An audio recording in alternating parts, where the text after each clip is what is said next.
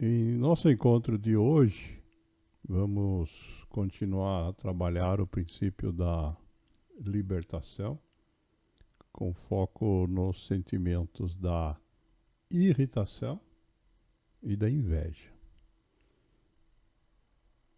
As figuras ilustram claramente esses dois sentimentos.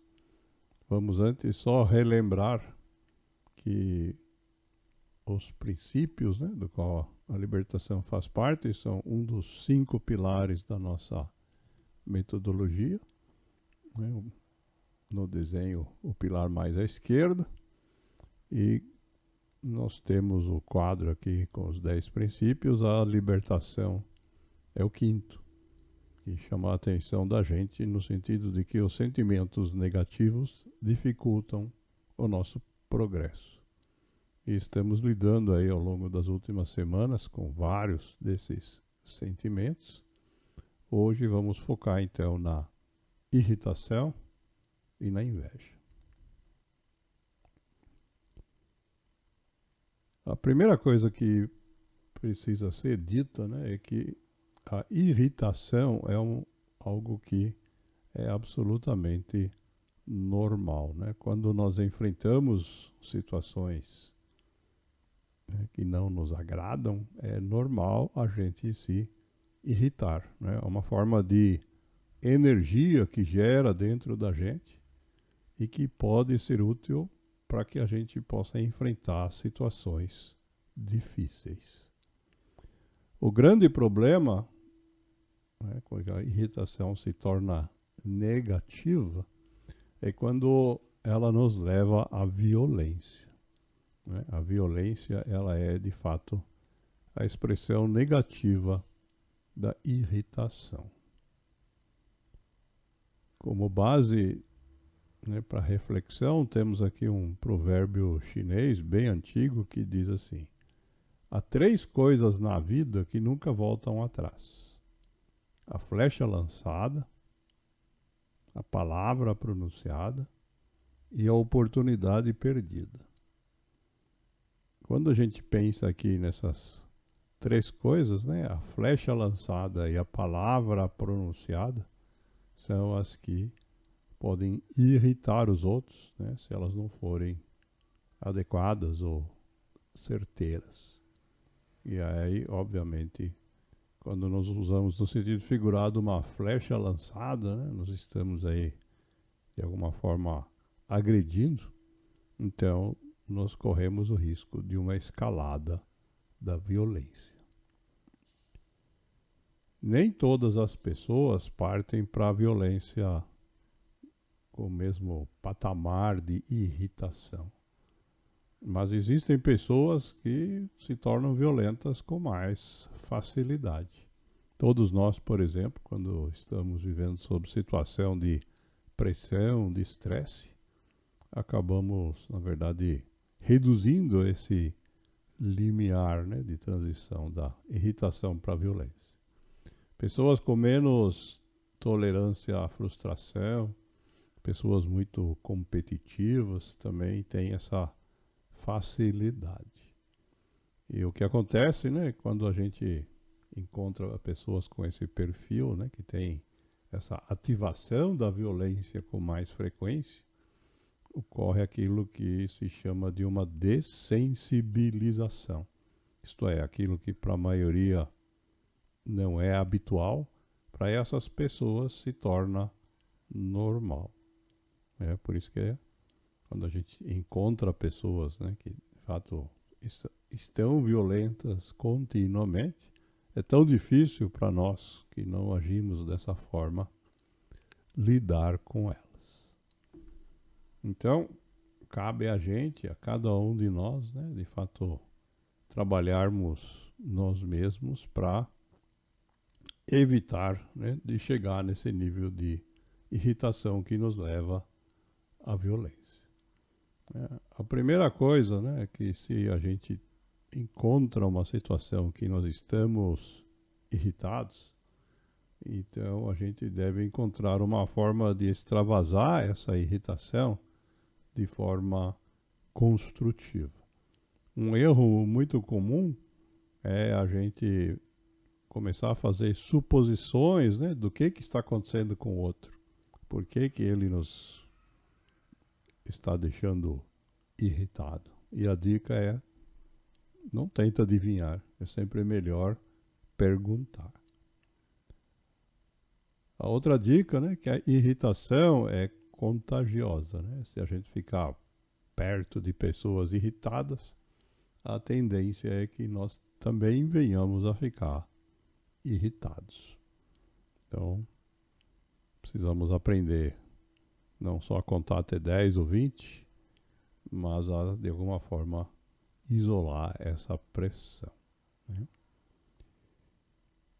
Para fechar a questão da irritação, então, né, a questão central aqui para a gente se valer dela da forma positiva é a gente lembrar que quando a gente foca a nossa irritação nas pessoas envolvidas nos acontecimentos, né, nós personificamos a irritação, é isso que acaba gerando então esse ambiente de tensão, né? Quando a gente usa a irritação como um alerta para focar na solução, né, na busca da solução para a dificuldade que nós estamos enfrentando, que nos deixou irritados, então ela gera uma expansão da nossa consciência e, de fato, passa a ser útil.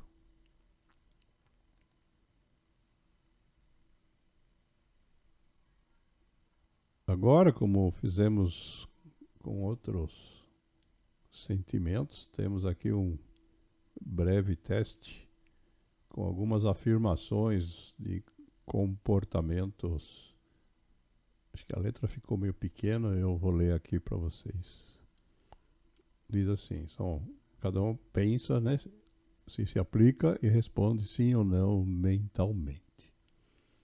Me sinto mal quando um amigo obtém algum sucesso profissional. Sim ou não? Tenho dificuldade em elogiar quando alguém do trabalho ou da minha vida privada age de forma correta ou até louvável. Sim ou não? Me sinto mal quando alguém importante elogia uma outra pessoa que eu conheço, mas não a mim. Sim ou não? Me sinto mal no trabalho quando alguém dedica mais tempo a outro colega do que a mim. Sinto que não recebo o mesmo afeto que muitos de meus amigos. Gosto de me destacar ou flertar nas reuniões sociais. Costumo criticar pessoas famosas ou que nem conheço. Fico animado se alguém que teve sucesso agora passa por maus momentos. Me sinto mal se sou tratado da mesma forma que os demais. Já pensei que meus amigos não sabem realmente do meu valor. Sim ou não? Se você tiver aí um número significativo de respostas sim, é porque a inveja está presente na sua mente.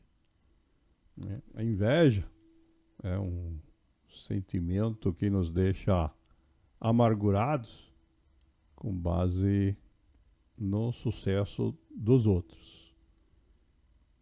A pessoa invejosa não tolera o sucesso das outras pessoas, como ilustrado na figura, né? Quando nós temos alguém acima de nós, nós até pensamos aí em fazer alguma coisa para reverter essa situação. O rapaz está lá com um machado para quebrar a madeira da escada, né?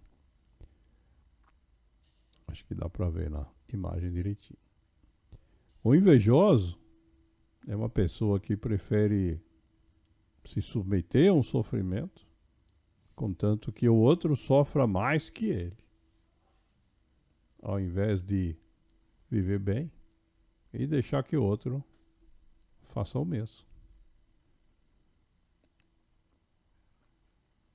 A identificação de pessoas invejosas às vezes não é tão imediata, né? Porque nós falamos antes da irritação, que ele pode levar à violência. É bastante fácil a gente identificar quando nós cruzamos com uma pessoa que está nesse estado. Mas no caso da inveja, isso muitas vezes pode ser disfarçado.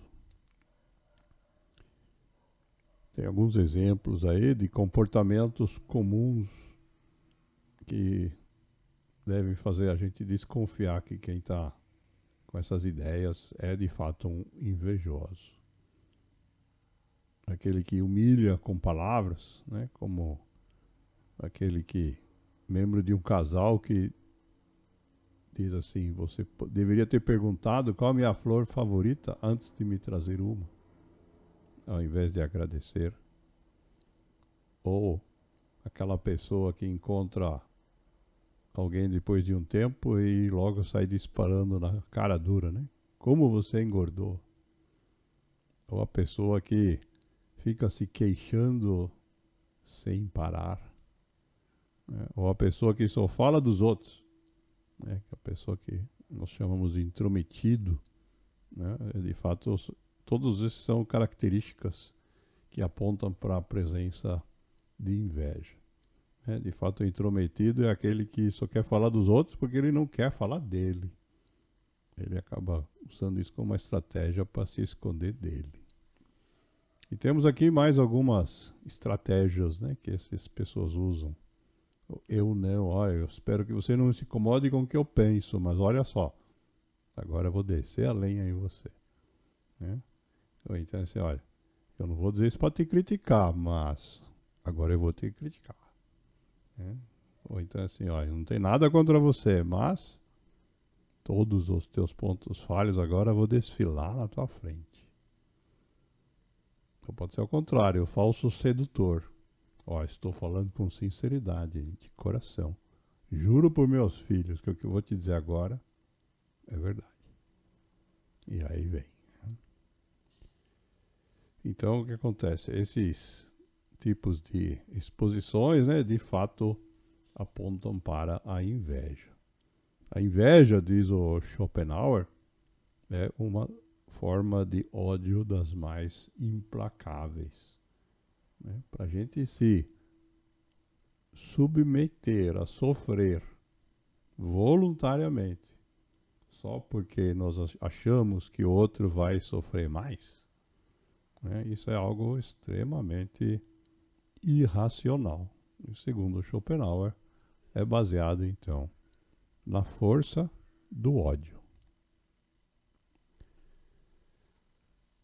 Se a gente tiver inveja dentro da gente, então temos agora algumas dicas para a gente se livrar dela. A primeira questão é trabalhar a autoconfiança. Né? A maioria das vezes a inveja surge porque a gente não confia que a gente seja tão capaz de alguma coisa quanto as outras pessoas. A segunda questão é não se meter na vida dos outros, não se comparar com os outros, mas trabalhar a nossa vida, né? Não se meter nos concorrentes, mas trabalhar na expansão da nossa capacidade, né? Do nosso arsenal de recursos. Podemos fazer isso com recursos materiais, com recursos intelectuais, estudando, lendo, de várias formas. E, por último, é claro, definindo nossos objetivos e elaborando uma estratégia para chegar lá. É importante, então, a gente lembrar, né, que a gente nunca concorre com ninguém, né? Todo mundo tem seu lugar. Né? Já tratamos disso num outro princípio. A gente só deve considerar que a gente concorre com a gente mesmo. E se porventura nós identificarmos alguém que tem alguma característica na qual ele é melhor que a gente, então a forma positiva de lidar com isso é a gente admirar essas pessoas e não invejá-las. A inveja, ela acaba gerando raiva ou ódio. Enquanto que a admiração gera uma motivação na gente. Se o outro conseguiu, ué, eu também posso. A mesma coisa que eu fazer é pedir para o outro me dizer como é que foi que você fez para conseguir isso. E aí a gente passa então a trabalhar isso de forma positiva.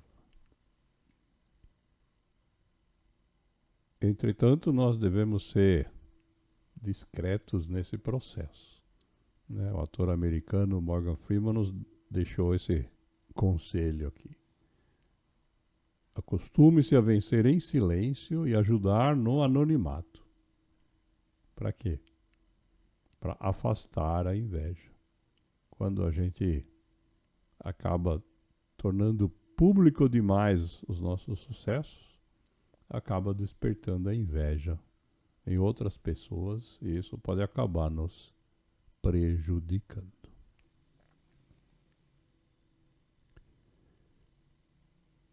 E, finalmente, temos aqui uma reflexão de São Francisco de Assis, um frade italiano que virou santo, inspirou o nosso atual Papa a adotar o nome dele, e que diz assim: todos somos candidatos à tranquilidade imperturbável. Mas, para tanto, temos de lutar e vencer a mais dura das batalhas, na guerra com nós mesmos, que carece de vigilância permanente para eliminar os inimigos que muito conhecemos. Inimigos esses que estão dentro da gente. E aí ele lista o ódio, a inveja, o ciúme, a discórdia, a maledicência, a vingança, o orgulho, o egoísmo e 3 pontinhos, porque a lista poderia continuar. E ele nos aconselha: são frentes de lutas que devemos travar para vencer a nós mesmos e então conhecer o terreno sagrado do nosso coração.